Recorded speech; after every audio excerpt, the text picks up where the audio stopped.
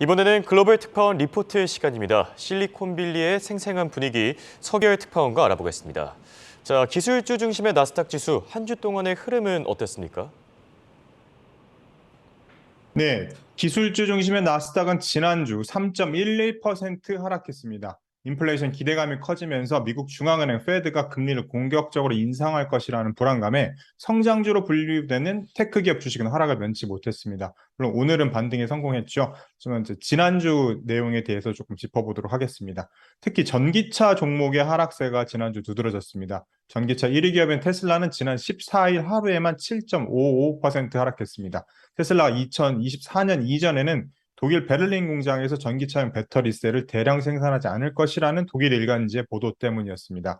한 주 주가 변동률은 마이너스 8.1%였습니다. 그리고 오늘은 7%가량 반등에 성공했습니다.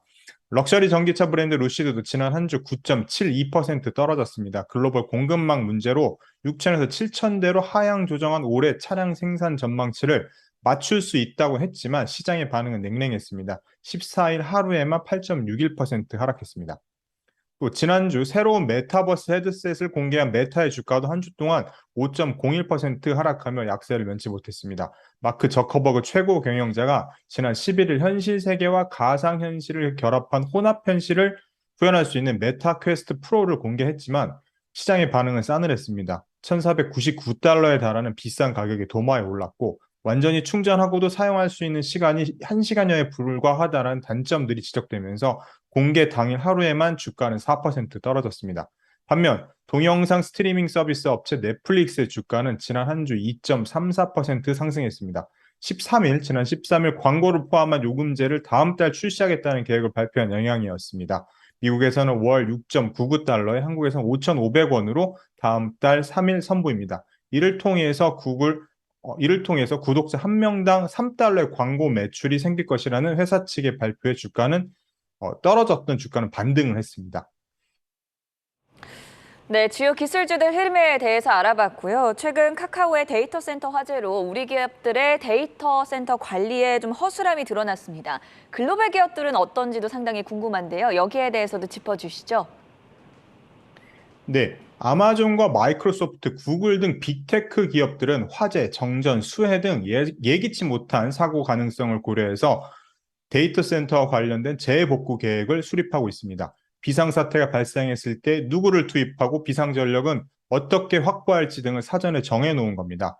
재복구 목표 시간, 해킹 방지 대책, 그리고 백업과 보건 절차 등도 이 재복구, DR에 명시되어 있습니다. 미국 빅테크 기업들은 가용 영역이라는 것을 이용해서 재해로부터 데이터 센터를 보호하고 있습니다. 가용 영역이란 availability zone이라는 건데요. 전 세계를 여러 개의 리전이라고 부르는 지역으로 구분하고 여기에 가용 영역을 개설하는 방식입니다.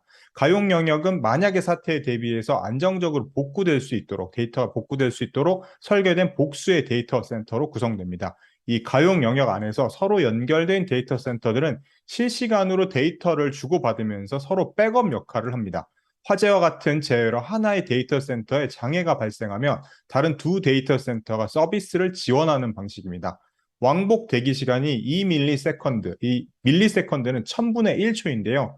이 왕복 대기 시간이 2ms 미만인 초고속 네트워크를 통해서 연결되기 때문에 서로 각기 다른 곳에서 작동을 합니다. 따라서 한 곳에서 장애가 발생하더라도 현재의 서비스를 유지하면서 손상된 데이터를 복구할 수 있는 시스템입니다.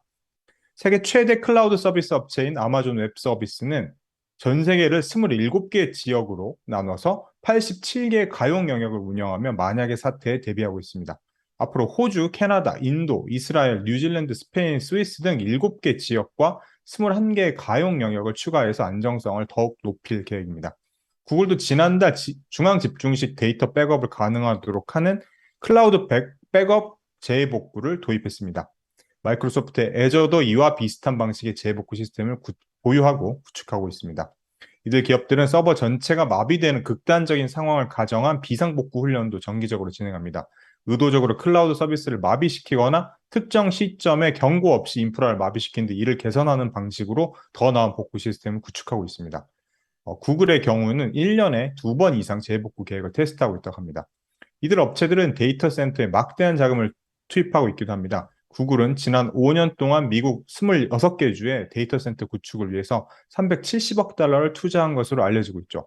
메타는 올해 8억 달러를 투자해 캔자스 시티에 초대형 데이터 센터를 구축할 계획입니다.